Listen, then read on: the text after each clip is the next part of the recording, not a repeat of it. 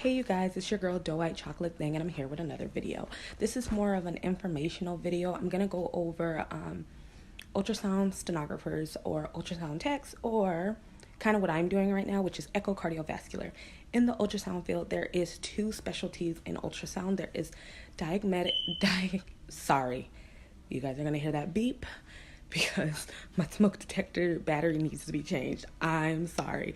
But back to the topic, there is two different type of specialties. There is DMS, which is diagnostic medical sonography, and then there is echocardiovascular sonography.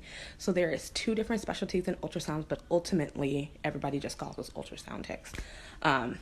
Which is correct, but your degree is gonna say the full, it's not gonna just say ultrasound tech, it's gonna actually say your specialty. So I know there is a lot of blogs that are out there that do kind of go over ultrasound, but not in a detailed way. So I did do all my research because at one point I was going to do one and then I chose to go the other way. But I've been trying to get into the field of ultrasound for about 5 years before I became a medical assistant. And nothing with me being a mom, I needed to work full time, and a lot of these schools in my state are geared to basically you have to commit solely to schooling for that. A lot of them, it will even tell you cannot work and go to school for this because it's such a competitive, once you get a seat, it's such a competitive field that having a perfect GPA is definitely ideal if you want a job right out of school. But with all the research I did, I was lucky enough to find a school that offered night classes, which was like a saver for me.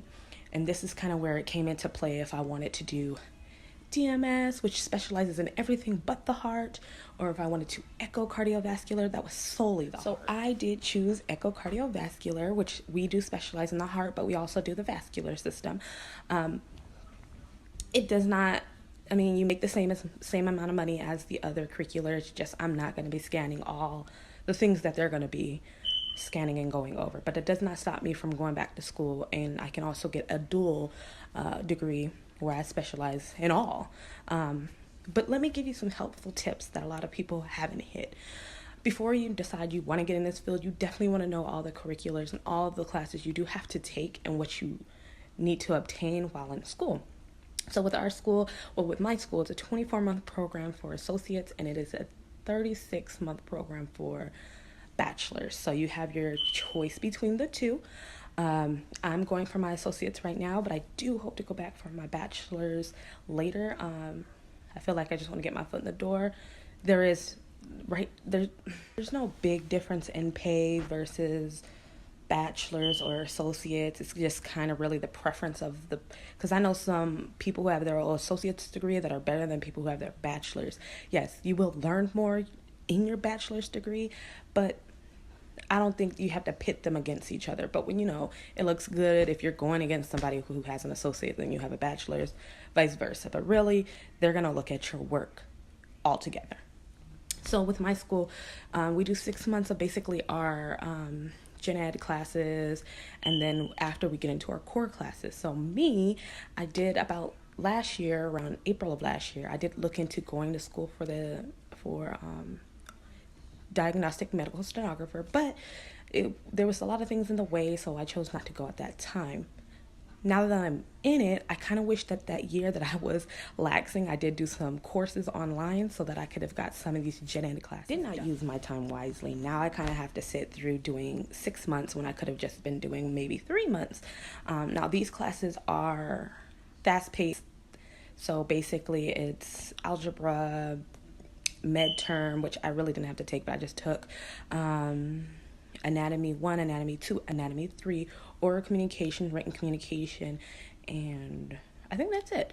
So we do all those classes, and you definitely want to have a good score in all of your prereq classes, but if you can't, it is what it is.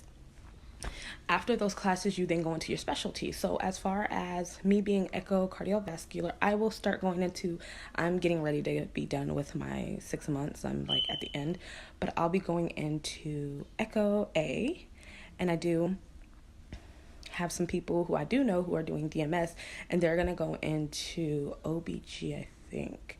But let me give you a little knowledge. So in my class, well, my school, we kind of do DMS, echo, and MRI. Those are the only things they teach right now.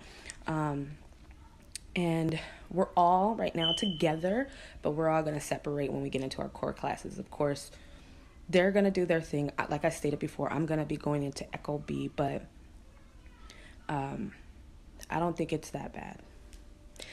Just some good things to know, though, is taking notes in class is ideal. In the ultrasound field, it is you have to know anatomy, no matter which specialty you're doing. Even if you're an MRI or X-ray tech or radiology tech, you have to know anatomy. And what I've learned from a well-seasoned ultrasound tech who did about 15 years is basically you want to be the smartest and most knowledgeable person in the room when it comes to the anatomy when you're scanning, because you don't want the doctors are relying on us as their eyes, so we have to find and be able to figure out what different things. Other helpful tips when looking for a school for ultrasound would be definitely making sure that they're a credentialed school so that you can sit in for the state exam at some point. Luckily with our school, we can sit in for our test. I get to take CCI. I can get accredited through that, and I can also get accredited through, I always forget the other one.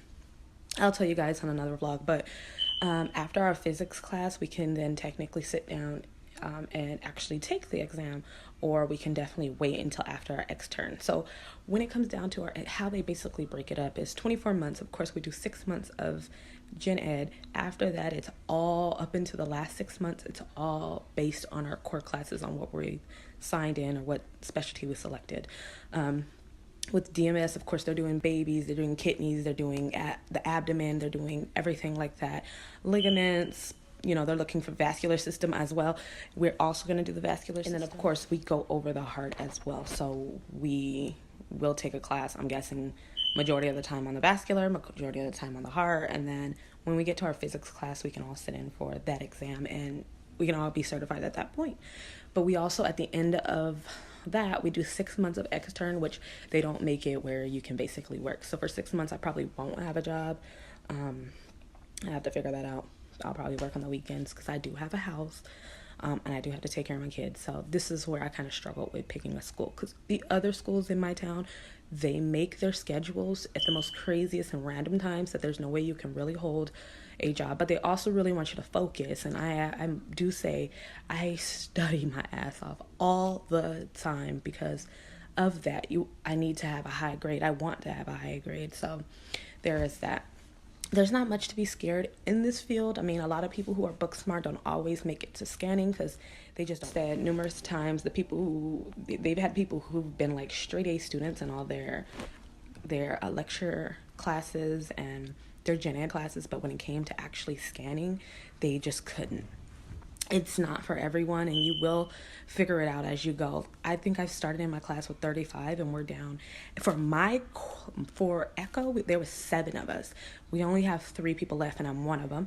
And then DMS, it's a lot of them in the class, so they probably won't get weeded down for a while. And then MRI, they haven't had anybody drop, and they started with like 10. So we're down in our class from the 35 we originally started with, but it's definitely something that's going to happen. It is good to have a study group, though, and I will say my class is very good at that. We all get along with each other, and we all definitely try to help out each other. Another thing to stress is whenever you can, study.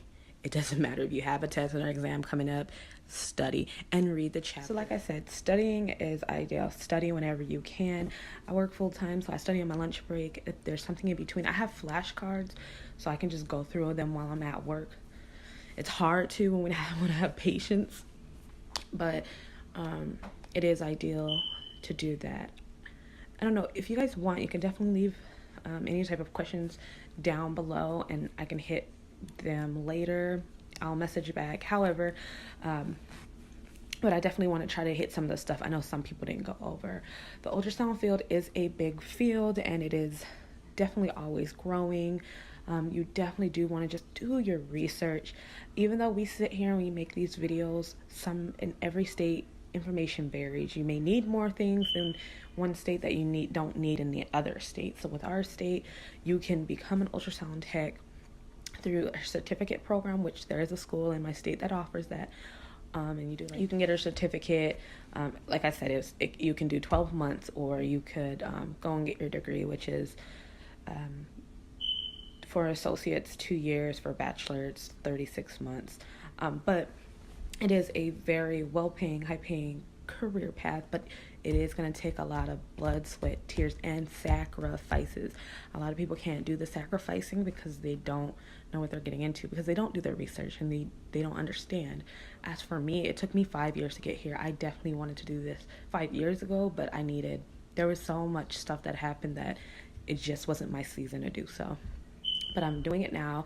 I started in April. I'll be ending my 6 months the end of September, and then finally hitting my core classes, which I'm excited about.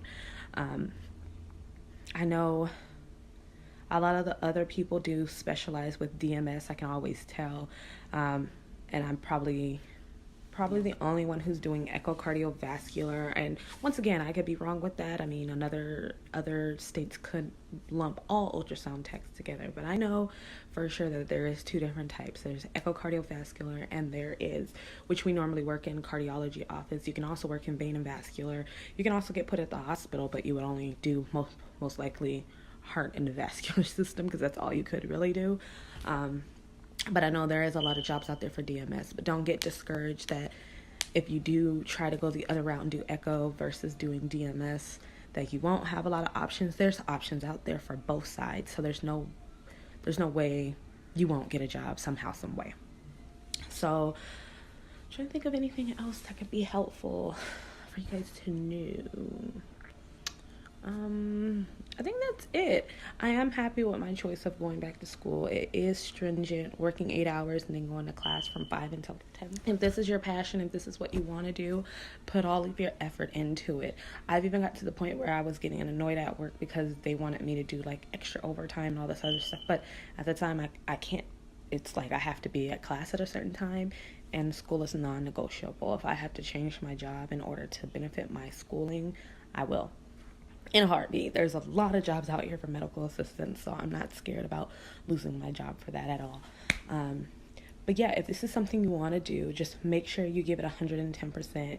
Don't get discouraged about a bad grade or anything. You will, some people, they'll get it A's on all tests, but there has been a time where I didn't get an A on a test, and I was a little bit annoyed, but I was happy that at least I got a grade, a decent grade, a passing grade, that I couldn't even get that mad about. At the end of the day, this is all going to be beneficial. My core classes are coming. That's when I'm definitely going to be kicking. But some key supplies to have are, of course, highlighters, pens and pencils, note cards, a freaking organizer or a planner that has like a calendar on it. We get a ridiculous amount of homework, and for some reason I thought it would be smart that I put it on my phone, but it does not help. A organizer or a planner is freaking ideal. Like the ones the older people, sorry to say, have with them all the time. Like, so you can put your appointments and put all your tests and put all your projects and put everything on there that you need to know on there, so you can visually see it, if that works for you. Some people, they're okay with doing the regular calendar, and that works for them. But for me, I know I needed that planner, and it did help me tremendously. So once again, this is your girl, Doe White Chocolate Bing. Any questions, put them in the link, put them in the box below. Subscribe, and I'll keep you guys posted and updated on my career. Bye, guys.